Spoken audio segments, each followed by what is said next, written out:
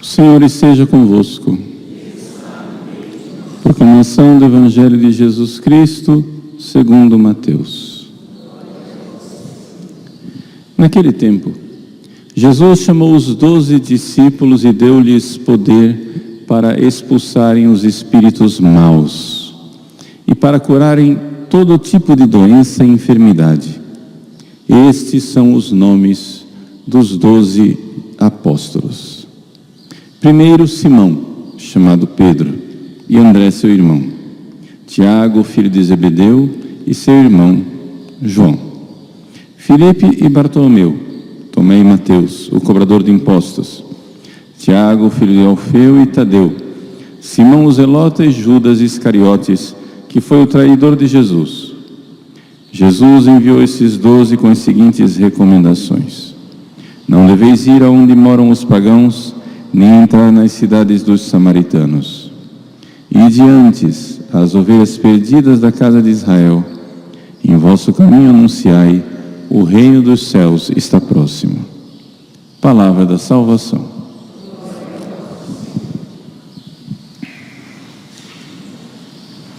Meus queridos irmãos e irmãs, com grande alegria celebramos hoje a memória de um santo casal, os pais de Santa Teresinha do Menino Jesus, São Luís e Santa Zélia Martin. A própria Santa Teresinha disse que Deus me deu pais mais dignos do céu do que da terra. E esse é o maior elogio que ela podia fazer. Quais as características principais destes pais que fizeram com que eles fossem tão santos? As pessoas ficam pensando assim: eles são santos porque são os pais de Santa Teresinha. Mas é exatamente o contrário. Santa Teresinha é santa porque é filha deles. Eles foram santos primeiro, antes dela. E a santidade deles, a primeira coisa que aparece muito claramente é que eles, desde cedo, e isso não era uma coisa comum, desde cedo, ambos queriam ser santos. Vejam, nós estamos na França, no século XIX, uma França ainda influenciada pelo jansenismo. E o jansenismo era uma heresia que achava que pouquíssimos eram aqueles que iam ser salvos, e muito menos ainda aqueles que seriam santos. Mas graças a Deus eles foram influenciados por duas espiritualidades que creem muito na santidade e no chamado universal à santidade.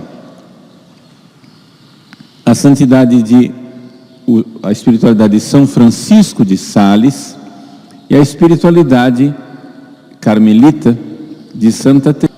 Ambos são santos do século XVI e XVII, que criam verdadeiramente nesse chamado universal à santidade. Pode ser que nem sempre a gente chegue lá, mas nós somos chamados não somente a ser salvos, nós somos chamados a ser santos. E claro, querendo o caminho da santidade, e querendo e amando a Deus acima de tudo, qual é a primeira coisa que uma pessoa quer? Se entregar a Deus no celibato, na vida consagrada, no sacerdócio. Santa Zélia quis ser religiosa, mas as religiosas não quiseram Santa Zélia e descartaram a vocação dela por causa da sua saúde frágil, dizendo: olha, você não é para isso. Então, amargurada, ela teve que se contentar em não ser religiosa. São Luís, que já era um pouco mais velho, pensou em ser padre, e pensou em ser não somente padre, em ser monge. Se apresentou no mosteiro, no Grand Saint Bernard, e disseram: olha, vá primeiro aprender latim. Sem estudos, você não entra aqui. E ele voltou para casa, resignado, querendo aprender latim, mas viu que a cabeça dele já estava meio enferrujada. E também ele se resignou em não ser padre. Então nós temos aí duas vocações frustradas, aparentemente. Mas na verdade, eram duas vocações que estavam ainda se revelando. Vejam, não pensem que a vocação de vocês está clara, até que Deus não tenha mostrado essa vocação através dos desastres da vida. Vejam, muitas pessoas acham que o chamado vocacional é assim: eu estou rezando um dia, de repente abre-se o céu, as nuvens deixam passar um clarão da luz divina e Deus diz: segue-me. E eu vou feliz da vida, contente e realizado, numa linha reta na direção de Deus. Isso não combina muito com a narrativa da história dos santos. A maior parte dos santos teve uma história vocacional bastante desastrada, no sentido humano da palavra. Ou seja, foram descobrindo as coisas às apalpadelas. Foram descobrindo as coisas porque Deus não revelava a vocação com tanta clareza assim. Quando Deus, por exemplo, revela com clareza, como um São Bernardo: olha, você vai ser monge, e ele vai, entra, é monge e acerta. Depois Deus contraria São Bernardo, mostrando a ele que tipo de monge que ele vai ser. Ou seja, um monge que não vai ficar muito na clausura, um monge andarilho, um monge pregador, um monge conselheiro de reis. Deus, na sua bondade infinita, Ele é especialista em nos contrariar. E essa é a primeira virtude, digamos assim, que mais, desponta como um luzeiro na vida de São Luís e de Santa Zélia: a humildade. A humildade de saber: eu tenho um lugar que foi pensado para mim por Deus, não foi eu quem projetei. Essa aceitação da vontade de Deus que se manifesta na vida, se manifesta nas coisas concretas. Tem gente que fica cansado de abrir a Bíblia, esperando palavras, esperando alguma coisa, alguma orientação, não sei, que venha do céu, etc, etc. E Deus está falando aí na sua cara. Como? Fechando a porta, dizendo não, barrando o seu caminho, atrapalhando suas escolhas. É Deus falando. Por que quem contraria suas vontades é somente o diabo? As pessoas dizem assim: é o diabo, eu preciso de um exorcismo, de uma oração, porque nada do que eu quero está dando certo. Mas você já parou para... Pode ser que seja o diabo, não estou dizendo que o diabo não existe, né? Mas você já parou para perguntar se suas vontades estão sendo contrariadas por Deus? Se não é Deus, exatamente. Porque até mesmo quando o diabo faz coisas, ele faz essas coisas como ministro de Deus. Ou seja, ele termina fazendo a vontade de Deus mesmo para a contrariedade dele. O diabo não gosta, ele geme, mas Deus termina usando e fazendo a sua vontade. Pois bem, São Luís e Santa Zélia aceitar o seu lugar. Santa Teresinha expressa essa realidade dos seus pais, que ela certamente aprendeu no berço, quando ela diz, né, que ela tinha vocação para ser padre, para ser sacerdote, mas também tinha a vocação de São Francisco de, por humildade, renunciar ao sacerdócio. Ou seja, Deus acende a chama e depois pede que você renuncie. Pede que você entregue. A chama foi colocada no coração de Teresinha, uma veneração pelo sacerdócio. Com que amor eu traria do céu através dos meus lábios, Jesus aqui na terra, sobre o altar. Com que amor! E, no entanto, ela se vê chamada a renunciar a isso. Também São Luís renunciou ao sacerdócio. Também Santa Zélia renunciou à vida religiosa. E os dois, quando se casaram, quiseram viver uma espécie de vida religiosa e celibatária no mundo.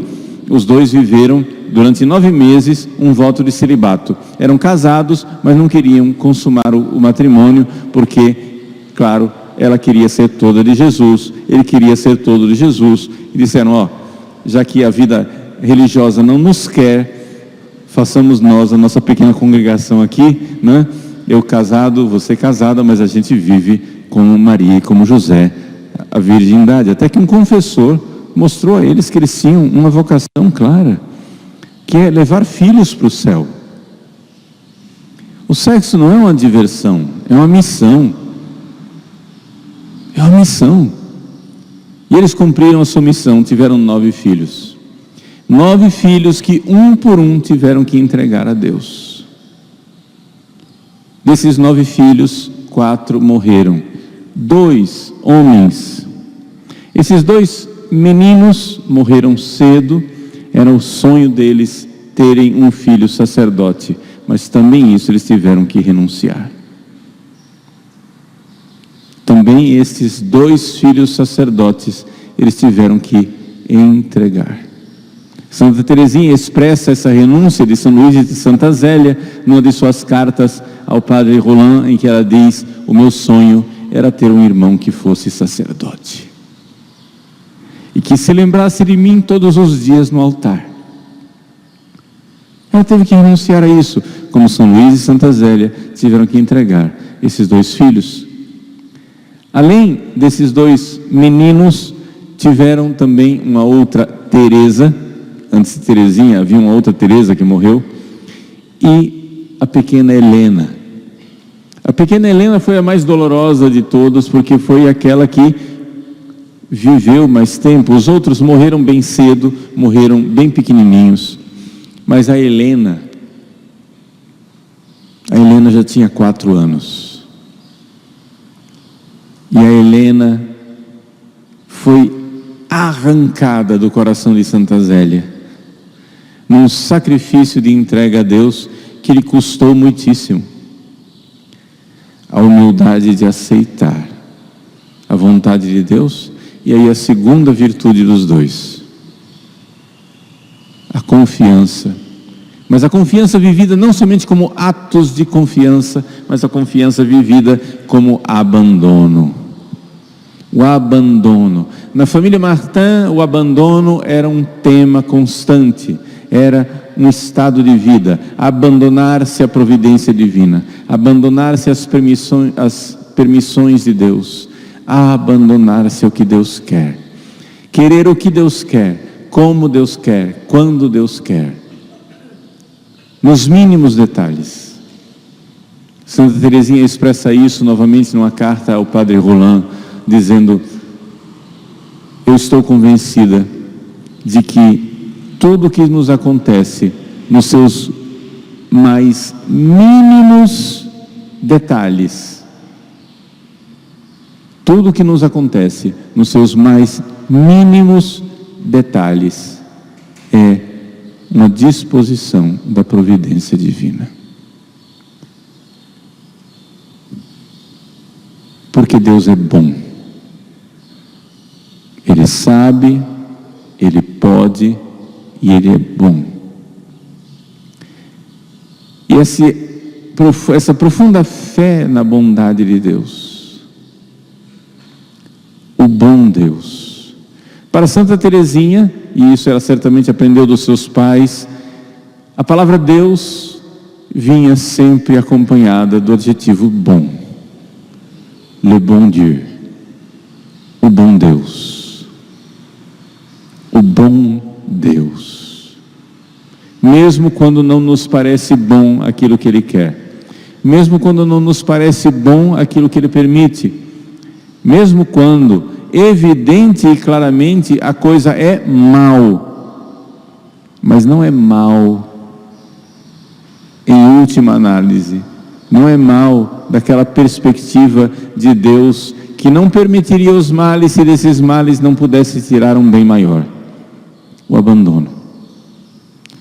Assim, São Luís teve que entregar seus tesouros, assim como Santa Zélia teve que entregar 4 filhos e depois entregar-se num câncer, um câncer de mama, que depois foi tomando conta, né, do pescoço, da coluna cervical. Ela, ainda jovem para morrer, teve que entregar seu marido e suas 5 filhas, que agora seriam órfãs.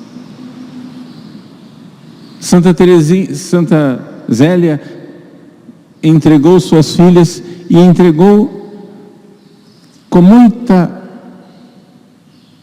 esperança de salvação uma de suas filhas, que era aquela que mais lhe causava dor de cabeça, a Leônia, que Santa Teresinha descreve como la pauvre Léonie, a pobre Leônia.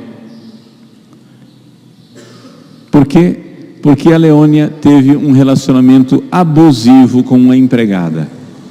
A empregada, abusivo no sentido emocional, ela sofria abusos de espancamento, de controle, de chantagem, etc, etc.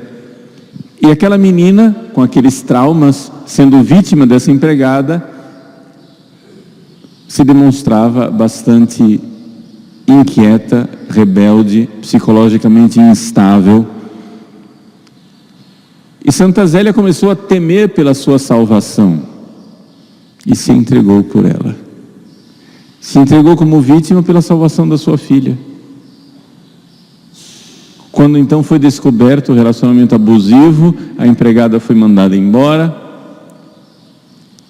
Santa Zélia ficou doente, Santa Zélia morreu.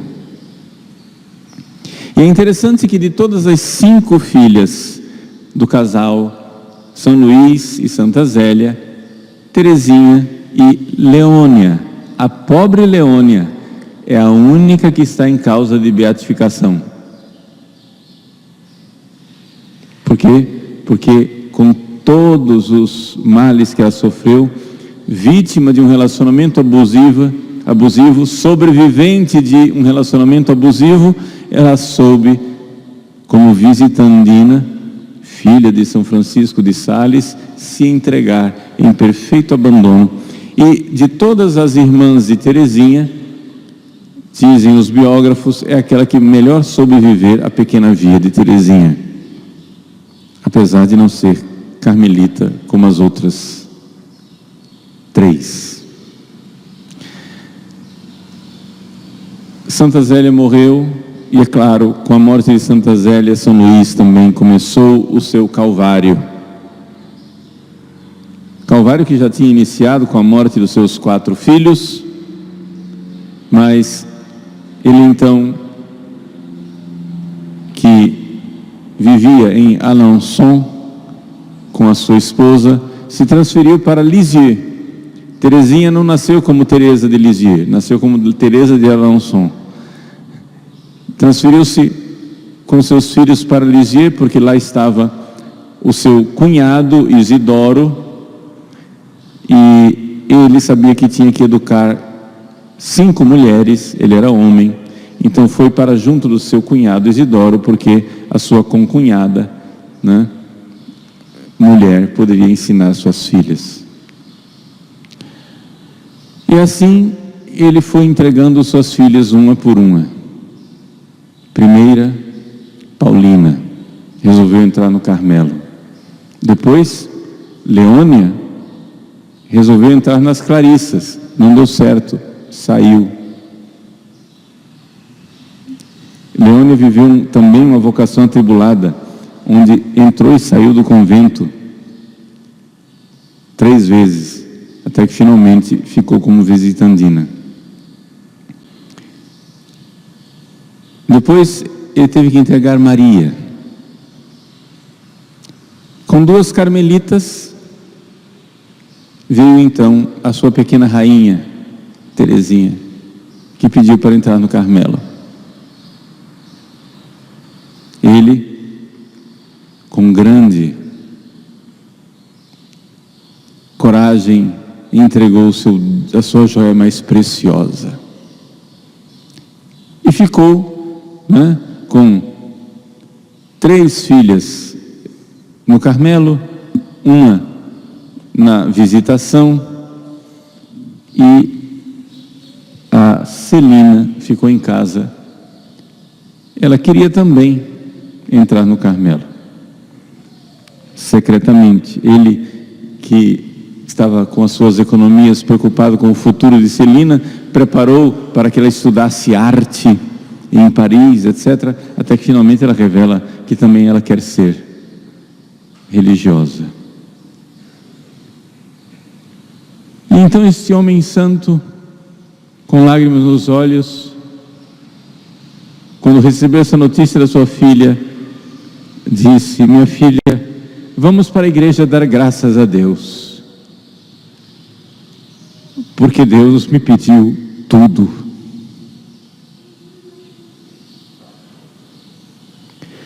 Deus me pediu tudo. Deus não pediu algo, Deus pediu tudo. Pediu minha esposa e pediu meus 9 filhos. 4 falecidos, 5 religiosas. Deus me pediu tudo.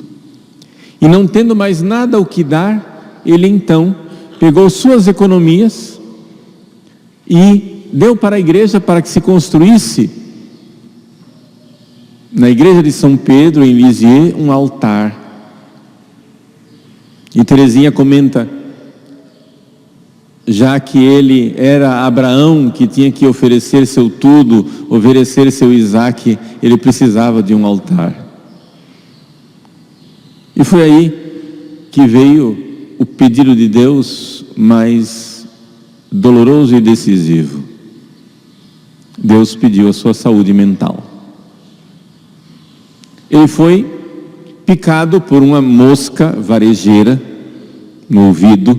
Houve uma infecção bacteriana, naquela época não havia antibióticos, e nessa infecção bacteriana se alojou no cérebro e causou-lhe a demência. A família estava levando para frente aquela vergonha, aquele estigma social. Por quê? Porque a cidade inteira comentava: tá vendo? Enlouqueceu, porque as filhas, principalmente porque a Teresinha, que era sua querida, quis entrar no Carmelo. Loucura dessas meninas que enlouqueceram o pai. O pai não aguentou a doação e a entrega e enlouqueceu. Não era verdade. A doença mental dele não tinha nada a ver com a entrega das filhas.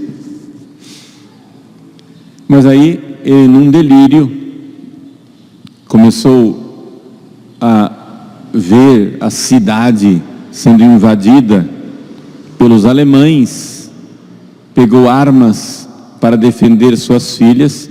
Aí, quando o seu cunhado Isidoro viu que a coisa estava perigosa, que o homem estava colocando em perigo as filhas e ele mesmo, resolveram interná-lo no hospital psiquiátrico.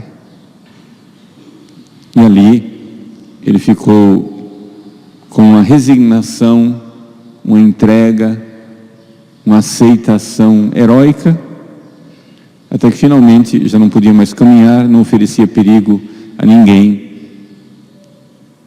Foi morrer em casa e hoje está no céu, intercedendo por nós.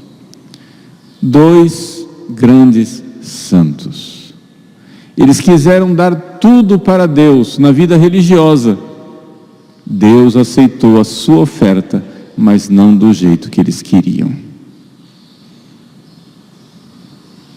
Eles quiseram dar tudo, e Deus aceitou o tudo, do jeito que Deus quis. Ou seja, Deus primeiro lhes deu tudo, para pedir de volta. Como Deus deu a Abraão Isaque, e pediu Isaque de volta. Meus queridos, Deus nos dá os seus dons para que nós os entreguemos de volta. Não necessariamente fisicamente, mas espiritualmente, pelo menos. Ou seja, tudo que nós somos e tudo que nós temos, precisamos entregar a Deus em sacrifício de amor. Esse é o sentido da nossa consagração a Nossa Senhora. O que é esse totus tuus, Maria? É entregar tudo, é sacrificar tudo a Deus, humildemente, através das mãos de Nossa Senhora. Através dela, nós tudo entregamos. Totus tuus, todo inteiro, todos os meus bens interiores e exteriores, tudo aquilo que eu tenho e sou, eu entrego a Deus. E por que Deus quer isso? Por crueldade? Não, porque Ele sabe que serão felizes aqueles que o fizerem. Se nós queremos ser felizes por inteiro, entreguemo-nos por inteiro. Se nós queremos ser de Deus, abandonemo-nos nos braços de sua divina e santa providência. Le bon Dieu, Deus é bom, Ele é bom. E Deus mostra a sua bondade quando nos pede algo, e mostra que Ele é bondosíssimo quando nos pede tudo. Meus queridos, entreguemos a Deus e peçamos a São Luís e Santa Zélia que sejam para nós faróis luminosos, intercessores poderosos e amigos com os quais nós nos encontraremos no céu, para o louvor e para a glória da Santíssima Trindade. Amém.